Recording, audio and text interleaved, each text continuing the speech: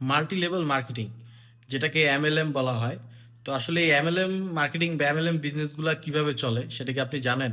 আপনার দেশের বাইরে ইন্ডিয়া, ইউএস, কানাডা, অস্ট্রেলিয়া ওইসব দেশে এই ধরনের মার্কেটিং সিস্টেম বা এই ব্যবসা বাণিজ্য খুবই জনপ্রিয়।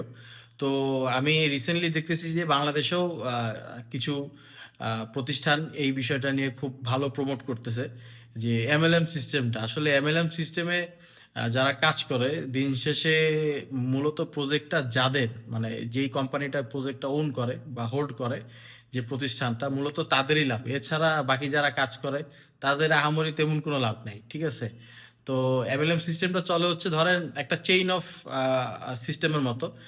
যেমন ধরেন আপনার আন্ডারে তিনজন আছে, ওই তিনজনের আন্ডারে আরো তিনজন, ওই তিনজনের আন্ডারে আরো তিনজন, এরকম করে একটা চেইন অফ সিস্টেম।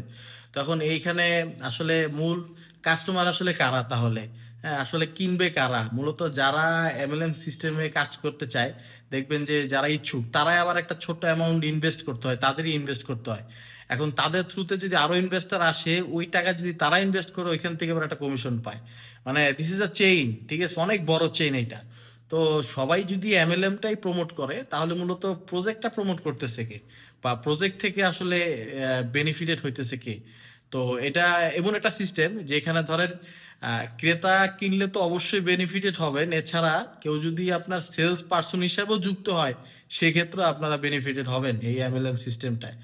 তো আপনারা এই এমএলএম সিস্টেমে যারা চিন্তা করতেছেন কাজ করবেন, অবশ্যই দেখে শুনে বুঝে তারপর একটা ডিসিশন নেবেন। যদি আপনার কাছে মনে হয় this is good for you, আপনার জন্য প্রফিটেবল হবে, অবশ্যই you can go with that. But otherwise this is the process, মানে এইভাবে তারা মূলত কাজ করে।